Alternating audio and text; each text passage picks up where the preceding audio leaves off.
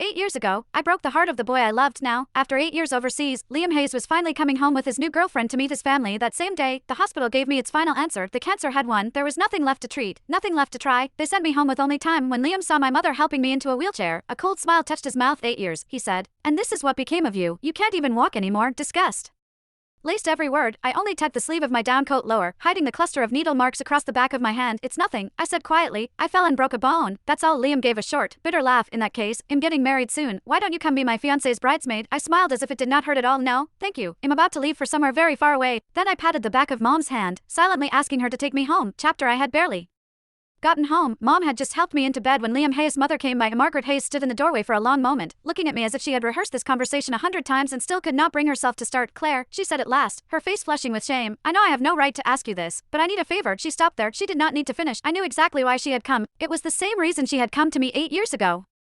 Back then, the moment Margaret found out I had cancer, she rushed into my hospital room in almost the same state she was in now. I had not even had time to process the diagnosis. I was terrified, crying so hard I could barely breathe. When she dropped to her knees in front of me, Claire, I'm begging you, please don't drag Liam down with you. He's just been accepted into a program overseas. If he finds out you have cancer, he'll never agree to leave. You and Liam have known each other your whole lives.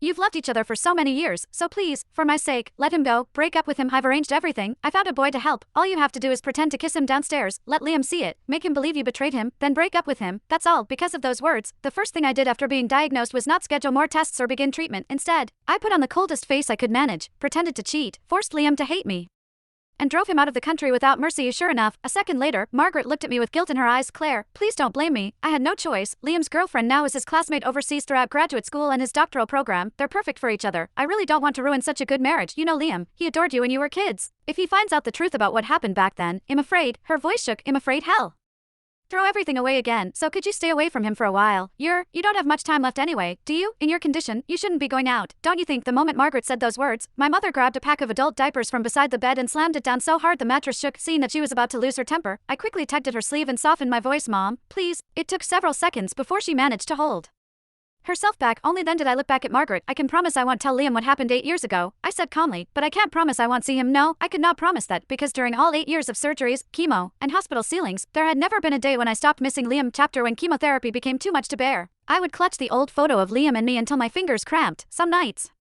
that picture was the only thing that kept me from giving up. I went through more surgeries than I could count, some minor, some so dangerous. Mom signed the consent forms with shaking hands. More than once, I was rushed into the ICU and almost did not wake up again. Every time, Mom stood beside my bed and shouted herself hoarse. Claire, have you forgotten? You said you were going to survive. You said you'd get better, go overseas, and explain everything to Liam yourself. You promised me, when you were well enough, you said you'd let me take you to find him. If you die now, you'll